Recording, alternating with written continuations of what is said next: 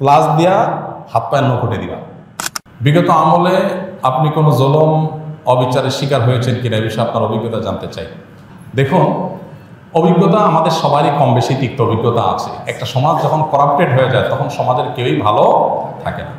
এই নারায়ণগঞ্জের এসপির অফিসে আমাকে নিয়ে এমন অকথ্য ভাষায় গালিগালাজ করা হয়েছে, বেশি দিন আগের কথা। এবং এই সিদ্ধিরগঞ্জ থানার ওসি ছিলেন, আমি নাম আর বললাম না, ওসি সাহেব তিনি ভালো মানুষ ছিলেন, আমার পক্ষে ছিলেন। আমি একটা মাসআলা দেওয়ার কারণে সেখানে আমাকে ডেকে নিয়ে অকথ্য গালিগালাজ, আর ওসিরে বলতেছে যে থানায় নিয়ে প্লাস দিয়া হাত পায়ের নখুটে দিবা। আমার সামনে বসায় দেয়, বুঝতে পেরেছেন? খুব গর্ব করে তিনি অমুক ছাত্র রাজনীতি করতেন, গর্ব করে বলতেছেন আমি ছাত্রলীগের রাজনীতি করতাম। এই নারায়ণগঞ্জের এসপি, এই বর্তমান এসপির কথা বলছি না, এর আগে যিনি ছিলেন। তো এটা আমাকে বসায় নিয়ে থ্রেট দেওয়া। মাসআলা, আমি ওনাকে বললাম মাসআলা, আমার মাসআলা বলার ক্ষেত্রে কথা বলার অধিকার থাকবে আলেমদের। আপনি পুলিশ হিসাবে আপনি তো বলতে পারেন না মাসআলা আমি কোনটা বলবো কোনটা বলবো না, কোনটা সঠিক কোনটা বেঠিক, এটা তো আপনার বলার বিষয় না, তো আলেমরা বলতে পারে। উনি খেপে গেলেন এবং সবার সামনে যাচ্ছে তা আচরণ করলেন।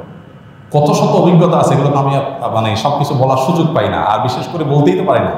কারণ কোনো স্ট্যাটাস আমরা লিখেছি, সেখানে দেখা গেছে যে 5টা এজেন্সি থেকে ফোন চলে আসছে, হ্যাঁ আপনি এটা কেন লিখলেন, ওইটা কেন লিখলেন, চাপাচাপি শুরু হয়ে গেছে।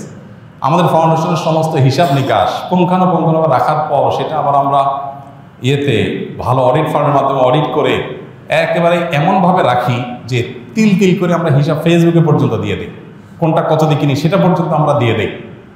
এত কিছুর পরও দেখা গেল যে আমাদেরকে বিভিন্নভাবে নাজেহাল করার চেষ্টা করা হতো কোনো লোক। আলহামদুলিল্লাহ এর মধ্যেও প্রশাসনের উপরস্থ কিছু মানুষ পরেশান করলেও নিচু পর্যায়ের বা মাঝারি বা কোনো উপরস্থ কর্মকর্তাদের সহযোগিতাও ছিল। তাদের সহায়তা না থাকলে এতদূর আমরা আসতে পারতাম না। কিন্তু একটা বড় অংশ আমাদেরকে দৌড়ের উপর রাখতো। ইস্তেসকার নামাজের ঘোষণা দিছি, আমার বাসার নিচে দেখি যে বিভিন্ন গোয়েন্দা সংস্থার গাড়ি বোঝাই করা, মানসিকভাবে পেরেশানি। বাবা ইস্তেসকার নামাজ পড়বো, একটা নিরীহ একটা ইবাদত, আল্লাহর কাছে দোয়া করবো দেশের ভালোর জন্য।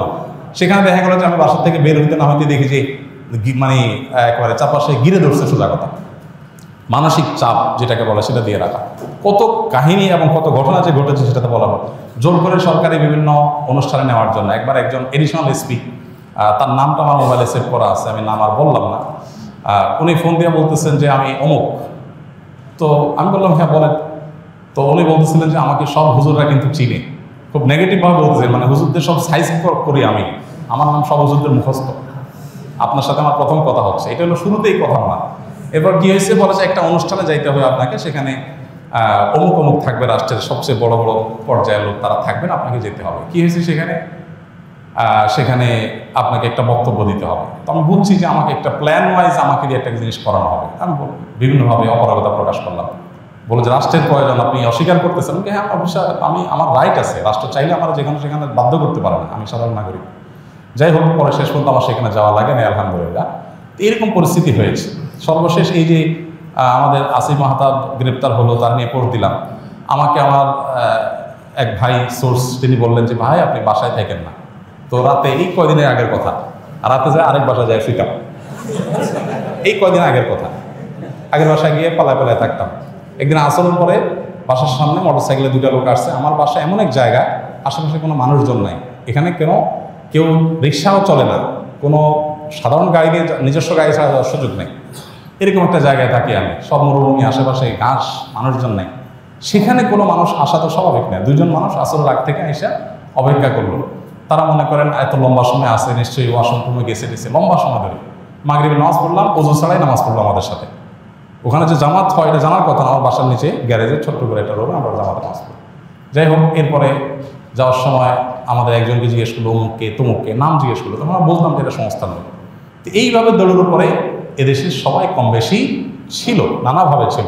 আমার নামে ফাইল তৈরি করা হয়েছে, এমন ফাইল হয়েছে যে আমাদেরকে অনেকে বলতো যে আপনার ফাইল এমন মোটা হয়েছে যে কোনো মুহূর্তে আপনাকে ধরবে। এই মানে আন্দোলন যদি না হইতো আর সফল যদি না হইতো, তো হয়তো এরপরে আমাদেরকে আয়না করে দেওয়া লাগতো। বুঝে আসছে কথা? তো এরকম একটা পরিস্থিতি এই দেশে তৈরি হয়েছে যে আসলে আমরা কেউ যে খুব ভালো ছিলাম বা ভালো থাকতে পারি সেই সুযোগ কারণই নাই। এরপরও আমরা আসলে সংগ্রাম করে চেষ্টা করে যতটুকু সম্ভব চেষ্টা করেছি অস্তিত্বটা টিকে রাখার জন্য, তার জন্য যে কত মূল্য দিতে হয়েছে, কত থ্রেট, এগুলো হজম করতে হয়েছে, সকাল বিকাল পালায় বেড়াইতে হয়েছে, হ্যাঁ, বিভিন্নভাবে টোপ দেওয়া হতো যে সরকারি এই সুবিধা নেন, ওই সুবিধা নেন। আলহামদুলিল্লাহ কখনো সেই সুবিধাগুলো আমরা গ্রহণ করি নাই, এবং এ ব্যাপারে আল্লাহ তালা আমাদেরকে গাইড করেছেন। এবং দোয়া করি আল্লাহ তালা আমাদের প্রিয় দেশটাকে এমন নিরাপদ করে দেয়, কেউ কাউকে ভয় করে চলতে হবে না। আল্লাহ যেন সেরকম নিরাপদ করে দেন, এবং আমরা সবসময় আল্লাহর কাছে দোয়া করি আল্লাহ তালা যেন এরকম। আমি এর পাশাপাশি প্রশাসনের ভাইদের, কিছু ভাইদের কথা বলবো যে আলহামদুলিল্লাহ এই খারাপের মধ্যেও কিছু ভালো মানুষ বিভিন্ন পর্যায়ে আছেন যারা টুকটাক সহযোগিতা করেছেন, তবে বেশিরভাগ ক্ষেত্রেই আমরা এ ধরনের নাজেহালের শিকার হয়েছি। আল্লাহ আমাদেরকে নিরাপদ একটি দেশ, নিরাপদ একটা ভূমি পাওয়ার তৌফিক দান করুন। আমাদের সমস্ত কষ্টগুলোকে আল্লাহ তাআলা দূর করে দিন। সকল মাজলুমের জুলুমের অবসান হয়ে যাক, সকল বৈষম্য দূর হয়ে যাক। মানুষ পেটে ভাতে যাই খায় থাকে অন্তত নিরাপদে যেন থাকতে পারে, কোনো থ্রেট, কোনো হুমকির মধ্যে যেন থাকতে না হয়। কোনো একটা কথা লিখলে, কোনো একটা কথা বললে যদি 5টা টেলিফোন আসে আর চাপ আসতে থাকে, তাহলে মানুষ স্বাধীনভাবে কোনো কথা বলতে পারে না। আর মানুষ যখন লেজ বড় হয় বা গাছ যখন বড় হয়, তখন বাতাসও বেশি ধরে। কাজ যাদের যত বেশি, তাদের উপরে প্রেশারও তত বেশি আসে। আল্লাহ তাআলা এই প্রেশার মুক্তভাবে, অন্তত অন্যায়ভাবে যে প্রেশারগুলো হয়, এগুলো মুক্তভাবে আল্লাহ তাআলা আমাদের সবাইকে এই প্রিয় মাতৃভূমিতে চলার তৌফিক দান করুন।